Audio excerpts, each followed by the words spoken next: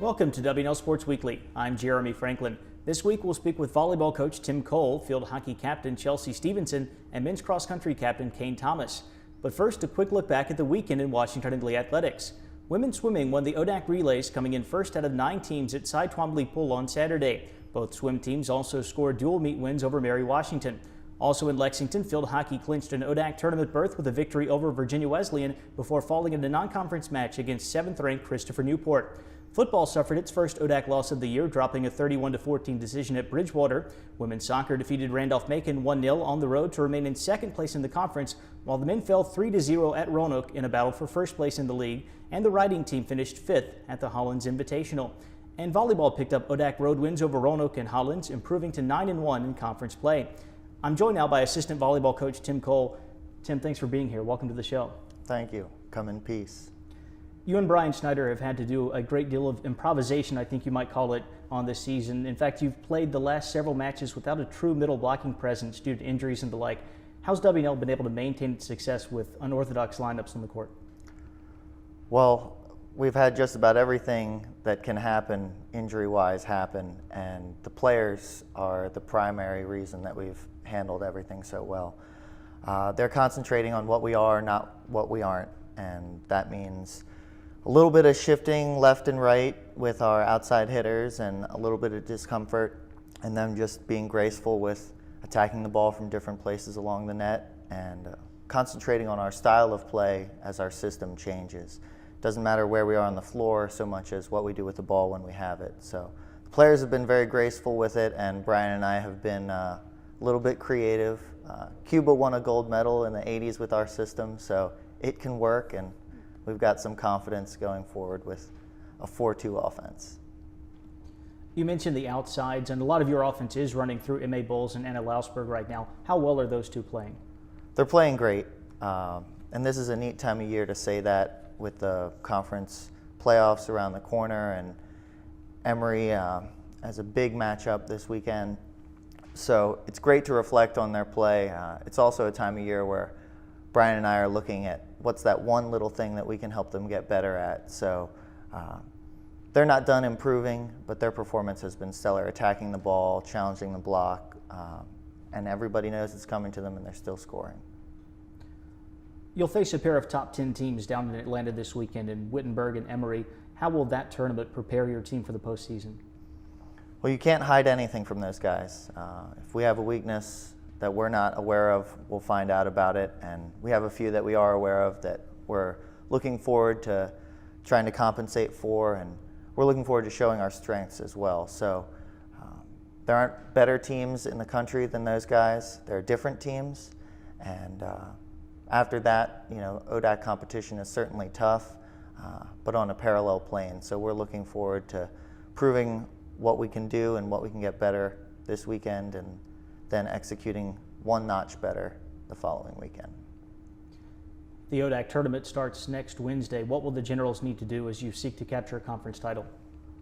The same things we've tried to do all year, just a little bit better, and that's living our volleyball commitment every day, you know, making sure that we're healthy, making sure that we're rested, and making sure that we're competing, not just for you know, another victory, but to keep Taylor Maxey getting another match added to her career. And this is, you know, win or not this weekend, but next weekend, starting Wednesday, it's win or done. So our team's got that in their sights, and we've just got to keep fighting here with whatever lineup we throw out there. Tim, thanks for being here. Good luck the rest of the way. Great being here, Jeremy. With me now is Kane Thomas, junior cross-country captain from Seattle. Kane, welcome to the show. Thanks for having me. How pleased have you been with the way the regular season has gone for WNL? I think it's been a great season for us. We came in not really knowing, you know, we had kind of a mixed bag of people, and I think everybody's really come together. We've had some guys really coming on strong, in particular Levi Waring and Scott Sugden, who really turned it on. You'll go right from cross country into the track and field season, so you're a year-round athlete for Washington Lee. What does it mean to you to be a student athlete at WNL?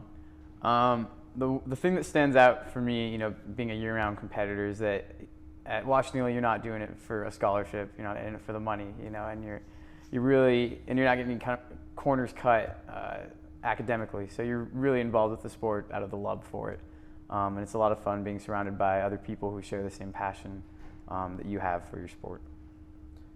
The ODAC Championship meet is this weekend at Peakview Farms. It's a course that you're very familiar with. The Generals have run in 2 races there this year. I know you practiced up in Harrisonburg again this past weekend. You were also the top finisher for WNL in both of those meets. Give us your perspective on Peakview Farms on the course.